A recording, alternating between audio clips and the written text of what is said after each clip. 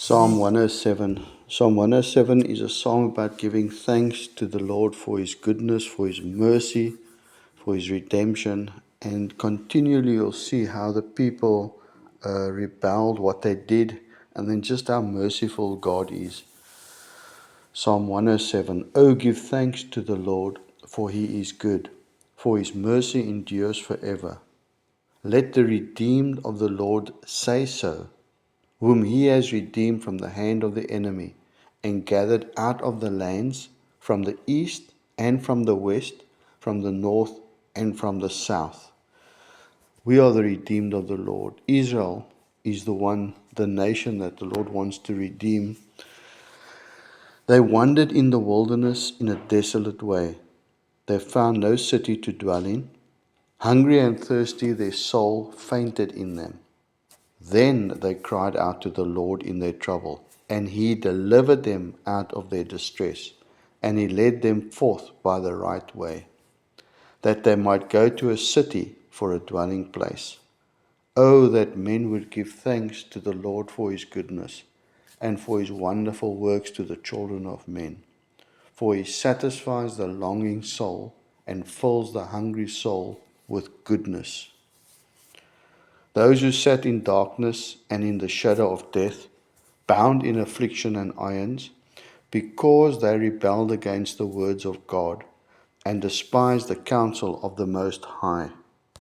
And that could be alluding to when Israel rebelled, that they were taken into captivity, bound in chains. Could also be alluding to those angels that rebelled, that were now set in darkness and chained there till the Lord's going to judge them. Verse 12 continues, Therefore He brought down their heart with labor.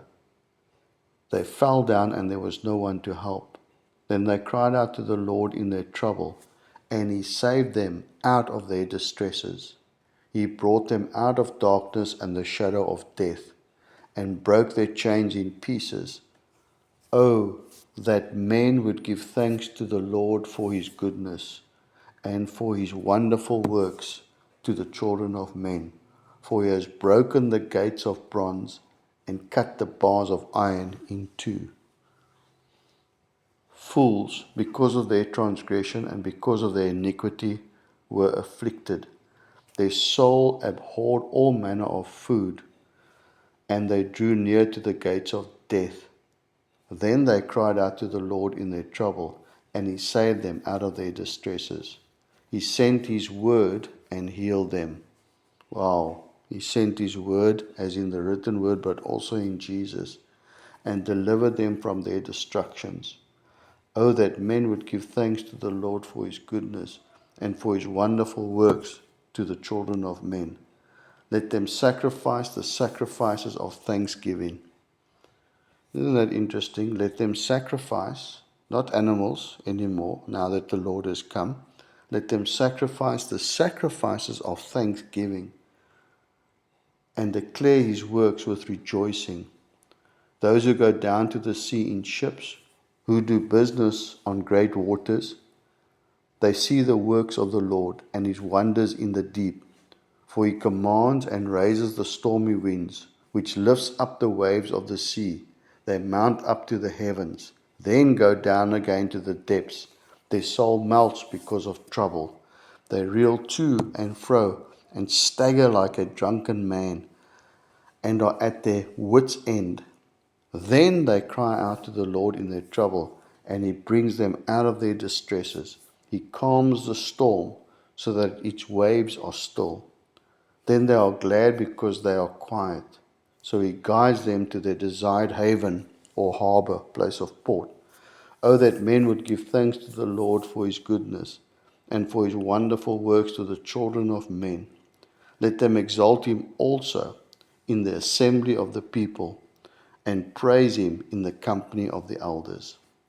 He turns rivers into a wilderness, and the springs into dry ground, a fruitful land into barrenness for the wicked of those who dwell in it. Then He can do the opposite. He turns a wilderness into pools of water, and dry land into water springs. There He makes the hungry dwell, that they may establish a city for a dwelling place, and sow fields and plant vineyards, that they may yield a fruitful harvest.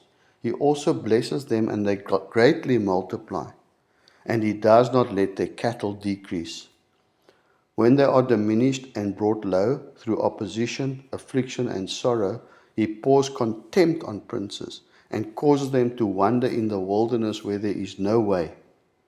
Yet he sets the poor on high, far from affliction, and makes their families like a flock. The righteous see it and rejoice, and all iniquity stops its mouth. Whoever is wise will observe these things, and they will understand the loving kindness of the Lord.